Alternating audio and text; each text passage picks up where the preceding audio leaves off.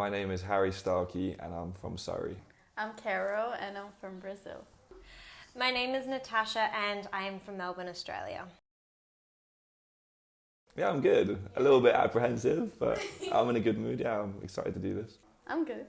I'm good, thank you. I'm all good, all happy. Yeah. Wow. Hi. We're in a safe space now. You can do it. The app is designed to provide you with the tools, resources and support to help you achieve long-term goals and gain deeper self-understanding. The toolkit provides you with a range of activities to do with the complimentary physical toolkit box, which contains useful gadgets and resources. This is super cool. All right. So I originally started it was a 6-week course. I was a bit apprehensive at first. I think, especially being like a guy, you're not accustomed to talking about the way you feel. So my first session, I still remember it clear as day. I was sat in my car. I didn't tell anyone I was doing it. I was on the phone. I didn't want to do a FaceTime because I was too nervous for it to be face to face. I thought it'd be too real. It took me a few weeks to get used to the idea of kind of reflecting on how I felt throughout the week. So I think probably halfway through, so about 3 or 4 weeks in, when I started getting into the habit of doing that and actually being present into how I felt on a daily basis was probably a big breakthrough. I actually started doing therapy when I was little. I started when I was around 6 years old. I've been doing it on and off. I remember when I was little, there was one time my therapist and we were doing this puzzle thing. I couldn't finish the puzzle. I was very frustrated and stuff. And then she just looked at me and she was like, sometimes if things aren't working out, you can just give up. You can allow yourself to give up. And I still remember it. It was really cute. So my therapy journey has been a bit up and down. I was in therapy a lot for anxiety as a kid, and so I think the biggest breakthroughs, although, was learning tactics and the triggers that would help solve that. So it was probably when I was about 18, 19 when I first went into therapy, and it was really great to understand how my mind was working and responding and how to kind of combat those things. So using little practices and using little resources like such to change how your mind feels and where you're thinking.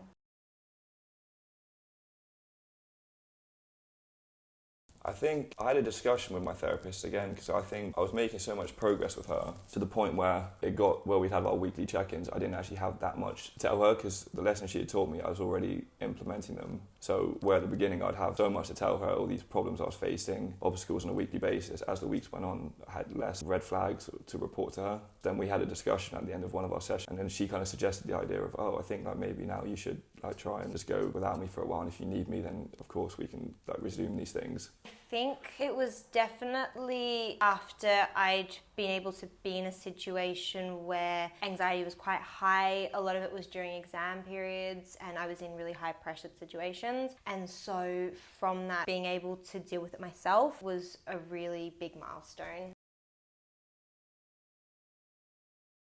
Stressful was great. Yeah, I think personally, at first, because I was so used to having this safety blanket of someone to talk to, I think I was very fortunate because I have very good friends, and I kind of became more comfortable with talking to them about how I feel. So I kind of I didn't replace her, but she taught me first of all, it's okay to convey your problems to people that mean a lot to you in your life that do want to help you. Kind of had a void and I filled it with a healthy replacement, I think. I think the departure process was easier knowing that I dealt with it before and I'd been okay with it. So I think a lot of it comes from confidence and what you're able to do by yourself, and that's why therapy I think is really important. It was a much easier transition than I thought it was going to be. I love that. Speak to your future self. You would speak to a close friend. That's gorgeous. I find any kind of distraction, whether it's a game or a book or just I used to carry around a deck of cards all the time just to as my form of relaxation. If I do something like that, then I find if my mind's occupied elsewhere, my breathing will just go back to normal. There was one thing, good cop and bad cop type of situation, whereas my brain sometimes, because I have anxiety and panic attacks and stuff. Sometimes the overthinking that my brain does is like the bad cop, like telling me everything is gonna go wrong and I really have to worry. And I have to be the good cop who goes there and be like, yo, stop that, you know? Just like try to reason out what I'm feeling. I have to like sit down, breathe, and then be like, what's the worst that can happen? Why am I overthinking like that? Things usually don't go so badly, you know? Just like stop and really rationalize everything. I think a lot of the tools that I learned were about patience, and it was just about, rather than having these emotions and just releasing them immediately, actually being able to sit and process with them, hold on to it for a bit, and then just let it go. A lot of breathing exercises, repetitive breathing. Again, a lot of it was spatially aware and trying to be aware of what's going on at the time and knowing that you have control within your space, and that is all that.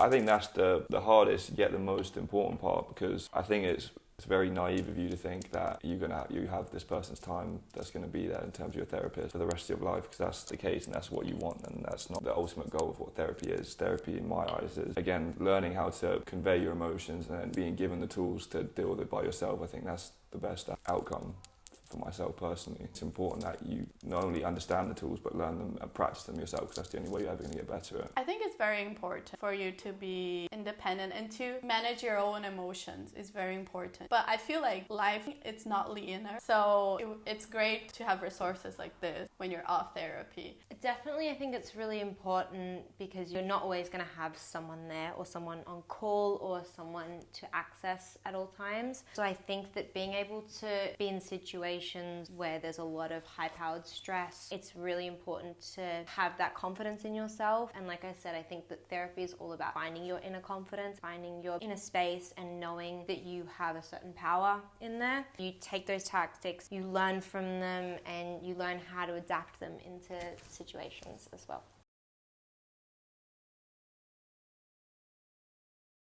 Another tool I use as well, kind of system where you'd write out what your worry was. Or you go on the You page, and if you go in triggers and warning signs.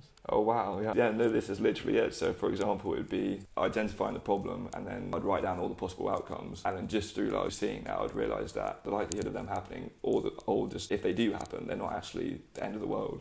I'm really bad at that. I actually need to improve on that, because I know exactly the things I need to do, like a good sleeping schedule, do sport, eat well, just like all the things that are gonna help my brain to really function properly. Do you reckon an app like this could help, maybe reminding you to do so? Yeah, and like scheduling up things, and then just having like organized visual of what I need to do.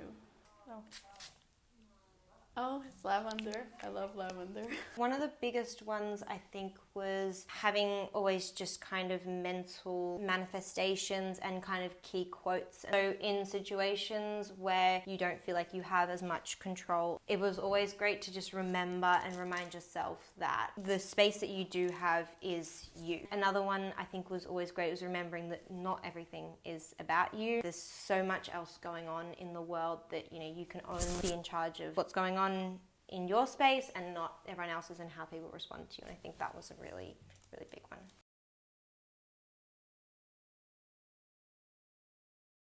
A big part of my life is working out, exercising, etc. Due to having bad anxiety, I got so bad I couldn't even go to the gym by myself. Again, and I was very vocal about that on my first session with a therapist. That was one of the big goals I wanted to achieve, was being able to be independent in that sense again. So she would give me tasks to complete each week, and I remember the first week was to go to the gym with my friend, not even by myself. And I remember getting in such a mental state about it. And I didn't even tell Max, the guy I live with, I ended up working out with. And then I told him at the end of the session, I was like, by the way, that was a really big thing for me, and he was very supportive about it. I think once you tackle the first hurdle, it does so much for you psychologically that you think that, oh, okay, maybe I should believe in myself a little bit more. So I like how the archives, you can see what you've said in the last few weeks or last few times you've checked in. Sometimes I find that important with myself, where it's in my head, if I think I have a bad month, then I can look back and know what I've achieved. Sometimes again, you can just look back and be like, oh, okay, maybe I didn't do so bad this month or this week or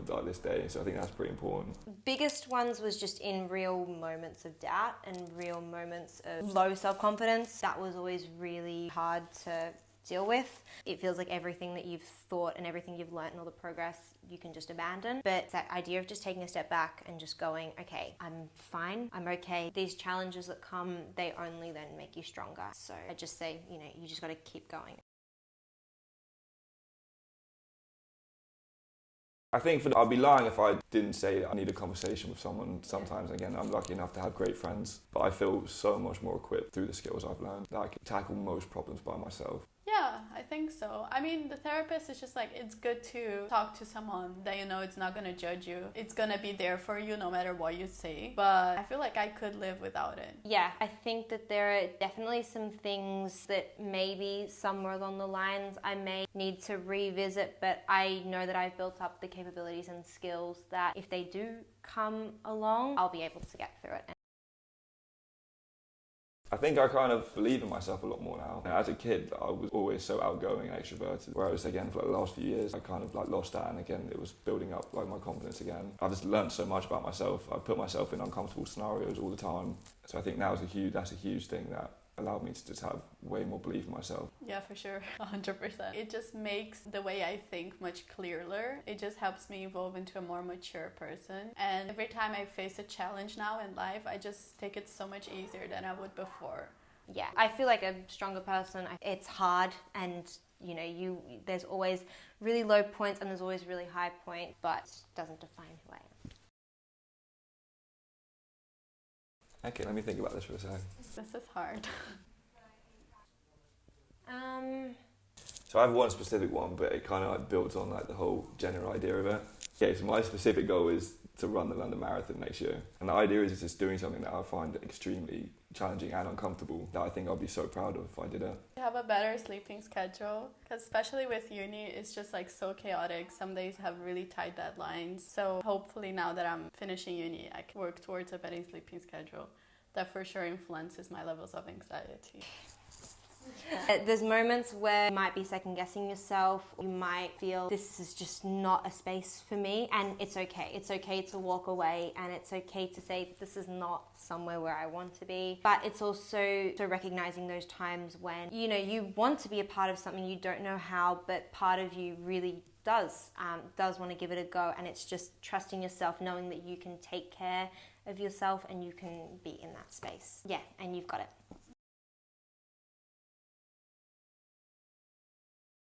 That's a good question. I'd probably say a few things. I'd say, first of all, if you have family members or friends that care about you, or like I said, you care about them and you trust them, I think kind of it's being willing to open yourself up a little bit more to them. So I'd say that's definitely the main thing I would say to people. And also just not forgetting what they teach you. I think sticking to what they teach you to do, and again, just use the tools they've taught you and build on it, I think. Know your strengths and know the strengths within yourself. In the end, it's you who started this and you're going to be the one to finish it. There's definitely going to be challenges on the way, but you've got the strength.